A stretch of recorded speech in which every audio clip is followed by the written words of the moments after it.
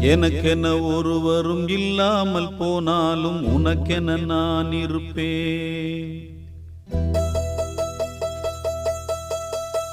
எனக்கென ஒருவரும் இல்லாமல் போனாலும் உனக்கென நான் இருப்பேன். உனக்கென வாழ்வதில் உண்டாகும் சந்தோஷம் பெரிதென வாழ்ந்திருப்பேன். பூமி தாண்டா நம்ம